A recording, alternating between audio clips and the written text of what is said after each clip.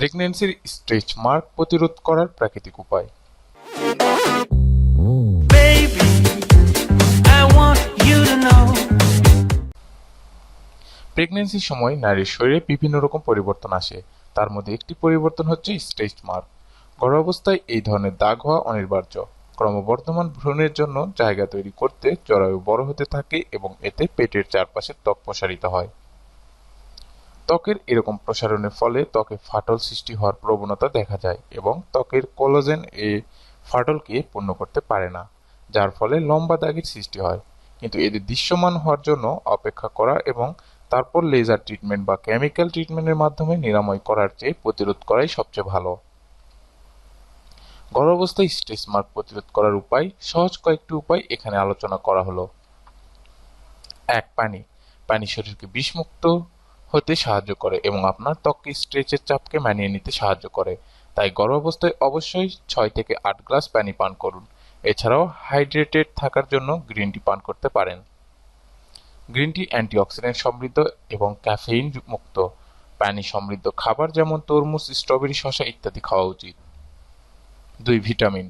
Vitamin A, E ও C ত্বকের জন্য অত্যন্ত উপকারী। ভিটামিন এ ত্বকের টিস্যুকে মেরামতে সাহায্য করে। ভিটামিন ই ত্বকের ঝিল্লিকে অক্ষত রাখতে সাহায্য করে। কোলাজেনের উৎপাদনের সাহায্যে করে ভিটামিন সি। কোলাজেন ত্বকের স্থিতিস্থাপকতা বজায় রাখতে সাহায্য করে এবং ত্বকের কোষের পুনর্জন্ম হতে সাহায্য করে।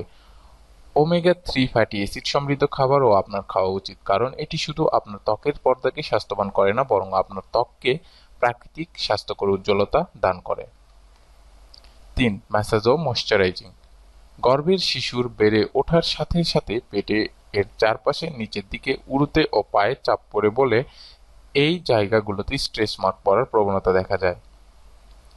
তাই এই স্থানগুলোতে পর্যাপ্ত ময়শ্চারাইজার দিতে হবে। স্ট্রেচ মার্ক হওয়ার সম্ভাবনা আছে এমন স্থানগুলোতে তেল আস্তে আস্তে মালিশ করুন দিনে ২ বার।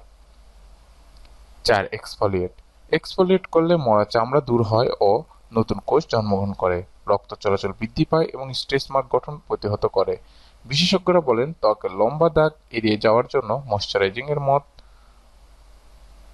এক্সফোলিয়েটও অনেক গুরুত্বপূর্ণ।